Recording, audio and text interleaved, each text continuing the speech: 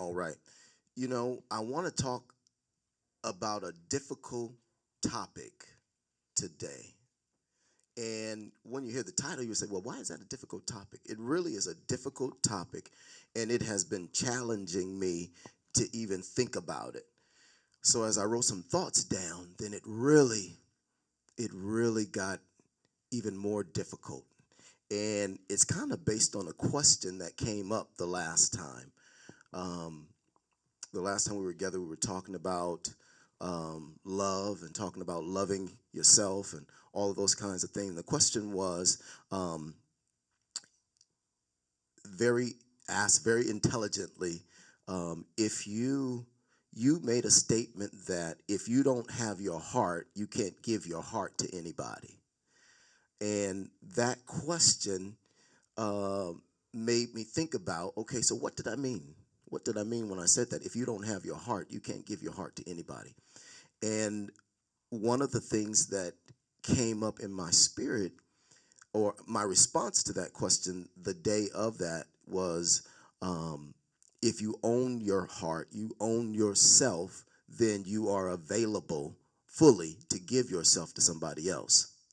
Well, it seemed like the Lord elaborated on this more in my heart and in my spirit. And the elaboration was, if you have your back, you have your heart. Do you have your back? If you have your back, you have your heart. So I want to talk about self love today.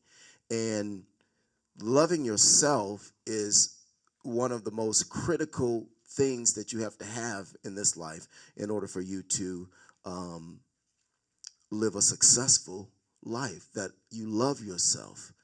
Um, I think I need to start with this: is the love that you have for yourself is not based on you noticing your performance and your performance being good. So you look at your performance and say, okay, yeah, I love myself. Look at me. I'm doing the right thing. I did right here. I did right there. I did right. It's not based on you doing right. It's based on you realizing how valuable you are. Based on you realizing how valuable you are. So one thing that came to mind was this: the love I have for myself is based on the value that God has given me. The love that I have for myself is based on the value that God has given me. The value of a thing is determined by the price someone is willing to pay. The value of a thing is determined by the price someone is willing to pay. The thing that's very valuable, people are willing to pay lots of money for. And we realize that God paid for us by and with the most valuable thing that he had, which was his son, Christ. Now, if he would give Christ for us, then that makes us extremely valuable. So my value is not based on anything that I possess or anything that I do. My value is based on how much he was willing to pay for me. And so you can look all through heaven.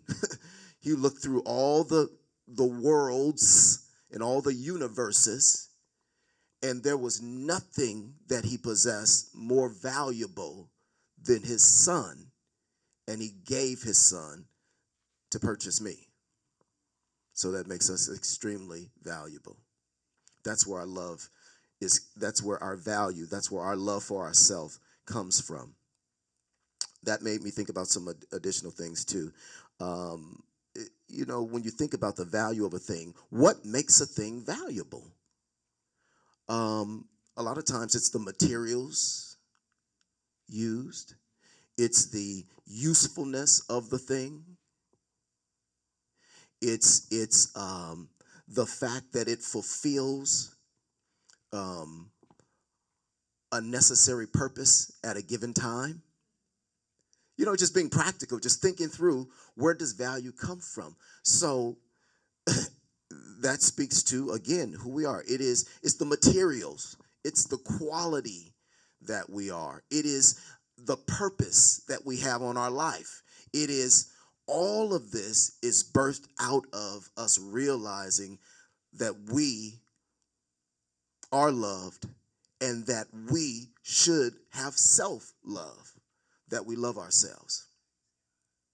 Now, back to my point about this, um, having your back. That means, what I mean by that is that you love yourself enough to be authentic. And you love yourself enough that you will not deny being yourself. Because if you deny being yourself, that is a level of self-rejection. So you refuse to be yourself, which means you really don't have your back. You don't have your heart. You don't have your back. You refuse to stand up for you. Do you get that? So one of the things that I said before, and I say it again, is don't allow yourself to be bullied into being somebody that you're not. And the world's circumstances sometimes bullies us in denying our hearts and rejecting ourselves. So I go with you. I'll do what you want me to do. I'll be pressured, and my heart says, no, that's not for me. That's not for you. But I go ahead and I do it anyway. See, that means I don't have my back. I don't have my heart. I don't have love, the love for myself that I need to have for myself. That I love myself enough that I will be authentic. I love myself enough that I'll be myself. Here's the question. Would you hide the thing you love? Would you hide the thing you love? But sometimes we will hide ourselves, and we're supposed to love ourselves. When you love something, generally, you parade it, you display it, you celebrate it. You're excited about it, the thing that you love. But when it comes to us, we'll spend time putting ourselves in a closet or putting ourselves away or putting ourselves where we cannot be seen because I don't want you to not receive me. But if I do that, then I am rejecting. That's self-rejection. You thinking about what I'm saying? Yeah, it's self-rejection. It's self-rejection. So the more that I love myself, then I have to have the courage to stand up for me. The courage to stand up for me. Whenever others around me are saying, you should do this. Maybe, some of the stuff that we talked about with your family. You should do this. You should be available. No. Now you could very well, and most people do it, they do exactly what everybody else is saying. The family is saying this, I better go in the direction of the family. But when you do that, you deny myself, my heart. I'm not standing up for me. And you have to love yourself enough that I will stand up for myself. I thought about this just today. The past music director at the church where I attend, I hated Christmas musicals at this church for years. Hated it. Hated going to rehearsal. Hated. But he said, you have to do this. If you're going to be a part of this music department, you have to do this. So I overrode my heart year after year. I never stood up for myself. I didn't have my back. I went right along with it.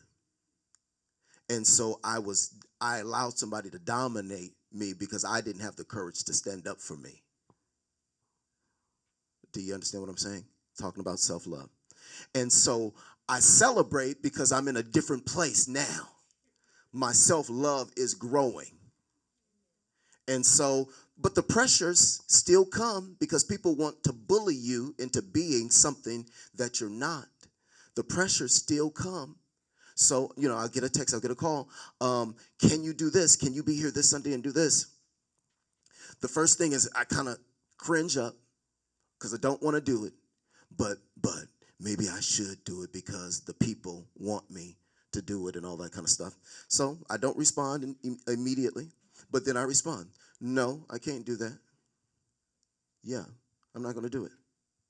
And then another call. I mean, and this is a big event. This is the biggest event on their church's calendar that they have every single year. People from all over the country, as well as some parts of the world, come to this event. Will you be there to lead worship for this event? Take a pause. First, I freeze up. I get that anxiety because it's like, man, I'm saying no a lot. I'm saying no a lot. But I'm saying no to have my back. I'm saying no to stand up for me, to stand up for my heart, to stand up for the love I have for myself. And so I quince up at first, have a little anxiety, a little fear, and then I respond, no, I can't do that. Because there's nothing inside of me has any desire to be in that environment at all for that. So it's like making a decision to love, to stand up for who you are. And I said this before, authenticity is one of the truest expressions of love. But it takes courage to decide to live your truth. I was talking to my boss yesterday, and she was talking about a girlfriend of hers whose parents, or one of the parents, is old, and they're at the position they have to make a decision about this parent. And so she has a brother and a sister, so it's two girls and a boy. And so the boy and the girl decided that we don't want to spend up all mama's money to put her in some kind of care facility or something like that. We'll all cook meals, and we'll all bring them to her house, and we'll all take her on her appointments and all this. Everybody will commit to so many days and all this stuff. And the one sister said, I will not do that.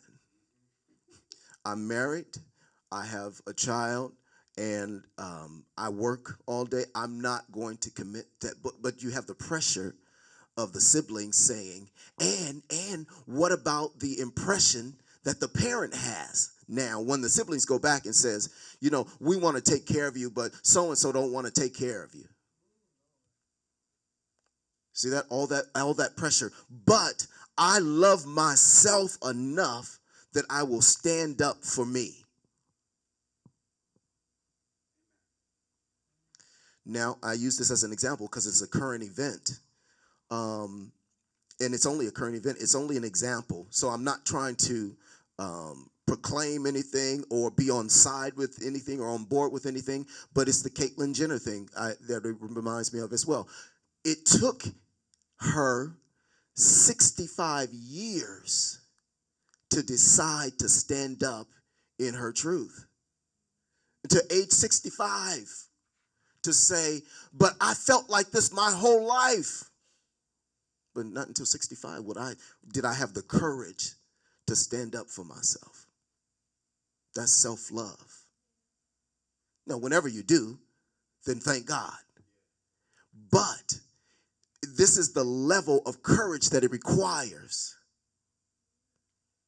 Because the pressure is always on to get you off of love. I was at a rehearsal on Thursday, and we start singing this song. Musician just randomly says, I'm lowering this key. I'm going to lower this key. You're going to sing it into this different key. So I was like, well, I want to do it in the original key. And he said, no, we're going to lower that key. And he started playing at a different key, so we started singing at that key. And as we were singing, I was just like, my heart was just like, I don't feel it. I don't feel this chord. I don't feel the energy that I need. But there's people all out sitting in the audience and stuff like that.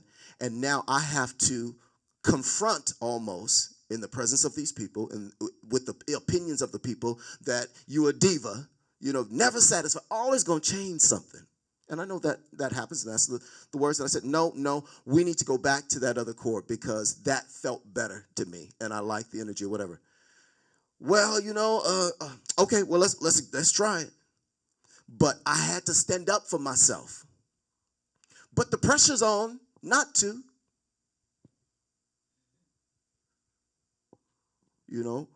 When you have your back, when you have your heart, then you are available to give your heart to somebody else.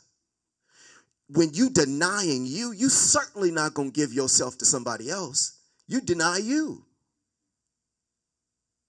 See how this love things work? This love thing works? When you don't stand up for you, you're not going to stand up for nobody else. You stand up for you first.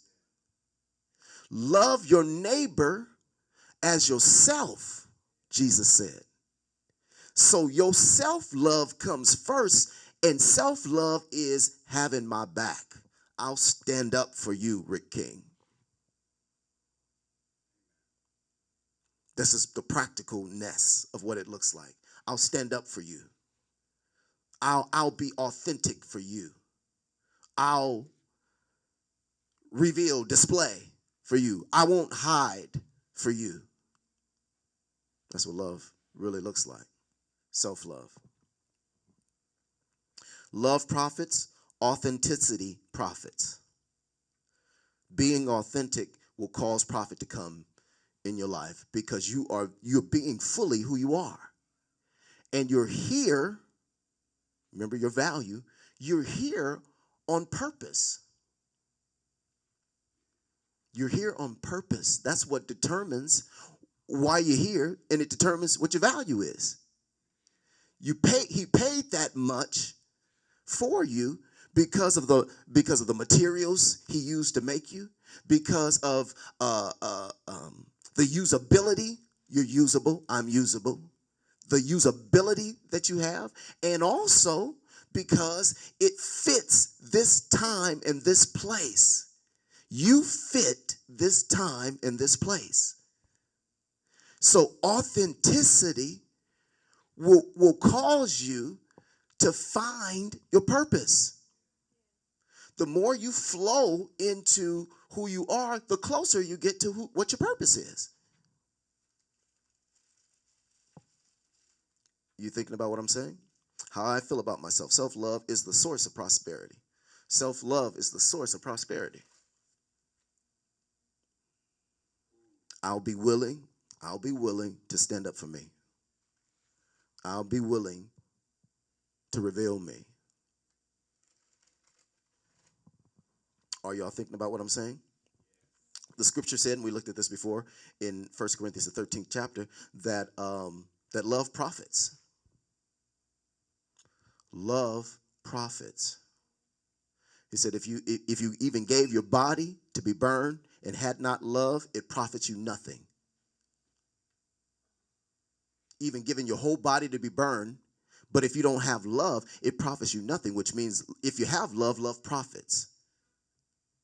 So whenever love is present, self-love, profit is present. See that? Self-love, making a decision. All those decisions I told you about that I made for myself is causing prosperity to come into my life. The more love that I have for me, the more love I'm going to have for others, that I'm going to be able to love people, but it also is going to cause purpose to attract money into your life. Prosperity, goodness, all things, good things into your life because you have dared to be yourself. But the pushback and the pressure is just like, in the musical situation where I say, I want it to be in this key, and it's perceived that, you a diva kind of thing. So when did knowing what you want become a bad thing? See, it's always pushing against us. Now we know what it is. It's pushing against love. It's pushing against love. So it's just like, I use the Michael Jackson thing again. He went over with that musician again and again. He's playing that note. He said, no. Went over again, trying to get him to get there. No. What people could say, well, this guy is a world-class musician, so why are you harping on that? It's such a minute, a hair of a change that he kept pushing and kept pushing and kept pushing. But I know what I want.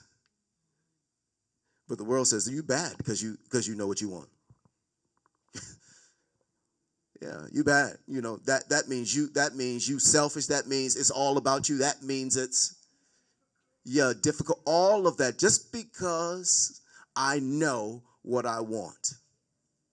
And knowing what you want, again, comes from love, self-love. The thing you love, you know.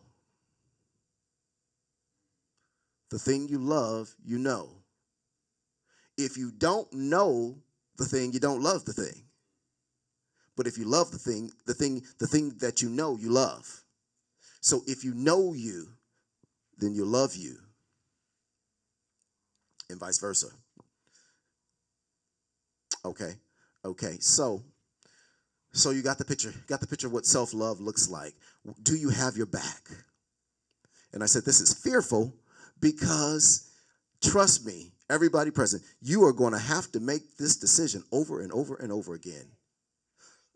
Will I stand up for myself, or am I going to cower and go with the crowd and go with the pressure? Or will I stand up for me? I want this, but if they don't like it, I'm not gonna go with it. If they reject me, then I'm not gonna go with it. But the thing that's happening is that you are rejecting you. So you have that it's almost self-hatred. Self-hatred, and when you're not being true to yourself, then you start having resentment for yourself. You start resenting yourself. There was one time where dear friends of mine, I can say their name, Pastor Landry and Julie. I sat down to dinner with them several times across the table, and when Pastor Landry died, Julie asked me to sing "Hallelujah, You're Worthy," and I really wanted to do it because it was a song that really ministered to her, and she just really had. She wanted to be lifted at this most difficult time. And so I already had in my mind, I said, okay, I know exactly what I'm going to do. Right before I walked up on the platform, the director said, now, when you go up there, don't encourage the people. Don't talk to the people at all. Just sing the song. And so now I walk up to the platform, right before walking up, literally, stopped me right there as I'm walking up there. And it torpedoed exactly what I wanted to do, what I needed to do, what I know I was supposed to do. And I denied my heart. I didn't have my back, and I didn't stand up for myself. I did exactly what he told me to do, and denied the people, and denied her who was so hurt, who needed to be lifted. So now we're just singing the song, and the people remained in this funeral mentality. And if we had done what I normally do, it would have changed the whole atmosphere. But I couldn't. I did not stand up for me. I did not have my back. That's what self-love doesn't look like. See? That's what God showed me when I said, if you have your heart, then you can give your heart to others. What that means is, do you have your back? Or will you cower to the pressure of what everybody else thinks you should be doing in your life right now? And sometimes the pressure will be very clear. The pressure will be very clear. Everybody is saying I should do this right now. Well, I'm going to go ahead and do it. That's exactly how I end up married to this woman that I shouldn't have been married to for 20 years. My job told me, you've been with her, dating her for so long, you need to marry that girl. The church told me, you've been with that girl for so long, you need to marry that girl. Family members told me, you've been with that girl for so long, you need to get off of the pot. Do something or get off of the pot. And so I cowered, and I did it. Anxious, disastrous dating period. Broke up, get together, just the worst possible reason to marry somebody. Married her, stayed for 20 years because now I'm in ministry, and ministers and everybody's saying, you better stay married. You can't get no divorce. You know what the Bible said? 20 years of disaster because I didn't have my back. So I want it to be practical for you, because this is what self-love should look like. I will stand up for me.